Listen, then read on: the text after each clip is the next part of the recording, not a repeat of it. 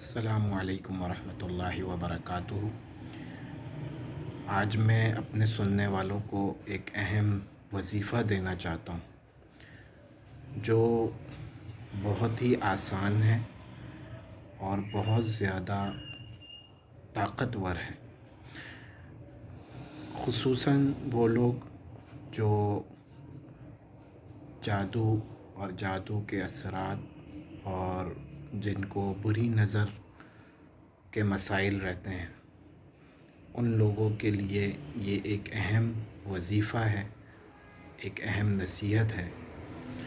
لیکن اس کو بتانے سے پہلے میری چھوٹی سی درخواست یہ ہے کہ آپ میرے اس چینل کو سبسکرائب کریں، آگے لوگوں کو شیئر کریں تاکہ لوگوں تک صحیح بات پہنچ جائے، کیونکہ دین کی بات کو سننا بھی دین ہے اور دین کی بات کو پھیلانا بھی دین ہے۔ سننے کا بھی اجر ہے، پھیلانے کا بھی اجر ہے۔ نحمدہ ونصلی علی رسولہ الکریم، اما بعد فاعوذ باللہ من الشیطان الرجیم، بسم اللہ الرحمن الرحیم۔ قل اعوذ برب الفلق من شر ما خلق ومن شر غاسق اذا وقب ومن شر النفاثات في العقد ومن شر حاسد اذا حسد، بسم اللہ الرحمن الرحیم۔ قل اعوذ برب الناس ملک الناس الہ الناس من شر الوسواس الخناس الذي يوسوس في صدور الناس من الجنة والناس، صدق اللہ العظیم۔ الحمدللہ ہم مسلمان ہیں اور مسلمان کا یہ عقیدہ ہے ان اللہ علی کل شیء قدیر، کہ اللہ ہر چیز کے اوپر قادر ہے، اللہ کی قدرت ہر چیز کے اوپر ہے۔ انسان دنیا میں آیا، ایسے حالات تھے کہ ایک زمانہ تھا کہ اس انسان کا کوئی نام لیوا ہی نہیں تھا۔ هل اتى على الانسان حين من الدهر لم يكن شيئا مذكورا، کوئی نام لینے والا ہی نہیں تھا، کوئی پہچانتا ہی نہیں تھا کہ انسان بھی کوئی مخلوق ہے۔ پھر اللہ تعالیٰ نے اس انسان کو پیدا کیا، اور کیسا پیدا کیا؟ لقد خلقنا الانسان فی احسن تقویم، بہترین سانچے میں اللہ نے اس انسان کو پیدا کیا ہے۔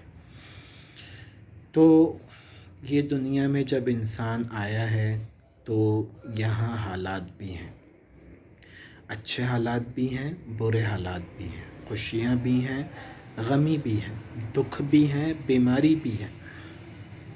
تو ہم کو ان چیزوں سے پریشان نہیں ہونا چاہیے، کیونکہ یہ سب اللہ کی طرف سے ہے۔ جو بھی آزمائش آتی ہے، جو بھی چیزیں انسان کو پہنچتی ہیں، وہ اللہ کے حکم سے پہنچتی ہیں، اللہ کے ارادے سے پہنچتی ہیں۔ تو میں آج آپ لوگوں کو ایک ایسا وظیفہ بتانے جا رہا ہوں جو نبی پاک صلی اللہ علیہ وسلم کو اللہ تعالیٰ نے سکھایا ہے۔ آپ صلی اللہ علیہ وسلم وہ اس دنیا کی سب سے بہترین ہستی ہیں، سب سے بہترین ہستی ہیں، امام الانبیاء ہیں، اللہ تعالیٰ کے محبوب ہیں، اور یہ وظیفہ اللہ نے حضور علیہ السلام کو سکھایا۔ تو جو وظیفہ اللہ نے آپ صلی اللہ علیہ وسلم کو سکھایا ہوگا، اس میں کتنی طاقت ہوگی اس کا اندازہ کیجیے۔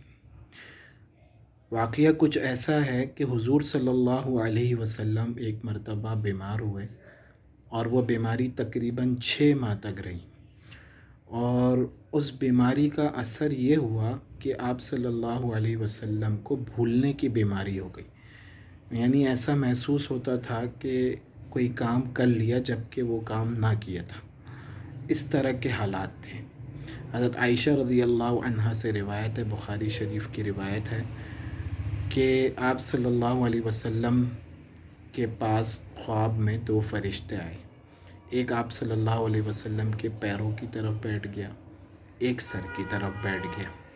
اور آپس میں گفتگو کرنے لگے، بات چیت کرنے لگے، اور ایک دوسرے سے پوچھنے لگا تم جانتے ہو کہ ان کو کیا ہوا ہے؟ وہ کہنے لگے کہ نہیں، آپ بتائیں کیا ہوا ہے؟ کہا ان کو جادو ہو گیا ہے۔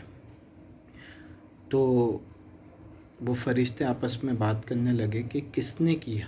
تو کہا فلانے منافق نے کیا، اور اس کا جو نام لکھا ہے وہ لبید بن عاصم لکھا ہے۔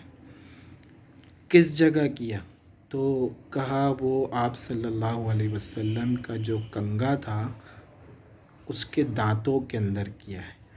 اور پوچھا کہ وہ کنگا کہاں موجود ہے؟ تو کہا وہ فلانا کنواں جو بیر زیروان کے نام سے ہے وہاں موجود ہے۔ بیر زیروان کے اندر وہ کنگا مدفون ہے پتھر کے نیچے۔ چنانچہ آپ صلی اللہ علیہ وسلم نے وہ کنویں پہ تشریف لے گئے اور اس کنگے کو نکالا جس پہ 11 گرہیں لگی ہوئی تھیں، گٹھانیں لگی ہوئی تھیں، اور آپ صلی اللہ علیہ وسلم پر اس وقت یہ سورہ فلق اور سورہ ناس یہ نازل ہوئی، اور آپ صلی اللہ علیہ وسلم یہ کل 11 آیتیں ہیں اور 11 گرہیں لگی ہوئی تھیں۔ آپ صلی اللہ علیہ وسلم وہ آیتیں پڑھتے جاتے اور گرہ کھولتے جاتے، اور پھر جو ہے وہ جو بیماری تھی اور جو جادو کا اثر تھا وہ اللہ تعالیٰ نے سورہ فلق اور سورہ ناس، جس کو معوذتین بھی کہا جاتا ہے، اس کے ذریعے سے وہ اثر زائل کر دیا۔ تو یہ بہت ہی اہم وظیفہ ہے، اور آپ صلی اللہ علیہ وسلم کا روزانہ کا معمول تھا، جب وہ صبح اٹھتے تھے تب بھی اور رات کو سوتے ہوئے بھی وہ سورہ فلق اور سورہ ناس کو پڑھ کر اپنے اوپر دم کر لیا کرتے تھے۔ ایک روایت میں آپ صلی اللہ علیہ وسلم نے ارشاد فرمایا کہ قل هو اللہ احد اور معوذتین پڑھو، جب صبح اور شام 3 مرتبہ پڑھ لو تو تمہارے لیے ہر تکلیف سے امن ہوگی، ہر تکلیف تمہارے لیے آسانی کا ذریعہ بنے گی۔ حضرت عائشہ فرماتی ہیں کہ حضور صلی اللہ علیہ وسلم کو جب بھی کوئی بیماری پیش آتی تھی تو وہ یہ دونوں صورتیں پڑھ کر ہاتھوں پر دم کرتے تھے اور سارے جسم کے اوپر پھیل دیا کرتے تھے۔ تو یہ وہ نسخہ ہے اور یہ وہ وظیفہ ہے جو اللہ کے نبی نے کیا، اور حضور صلی اللہ علیہ وسلم کو ایسی حالت میں یہ وظیفہ ملا جب خود اللہ کے نبی 6 مہینے تک بیمار رہے۔ تو بہت ہی اہم وظیفہ ہے، ہمیں اس کی طرف توجہ دینی چاہیے۔ روزانہ ہم اپنے بچوں کو بھی اس کو پڑھ کر دم کر دیا کریں، پانی پلا دیا کریں دم کر کے، اور خود بھی ہم اس کا اہتمام کریں۔ انشاءاللہ تعالی ہر تکلیف سے، ہر بری نظر سے اور ہر جادو کرنے والے کے جادو سے اللہ تعالی حفاظت فرمائیں گے۔ اللہ تعالی ہمیں ان ارشادات پر عمل کرنے کی توفیق عطا فرمائے۔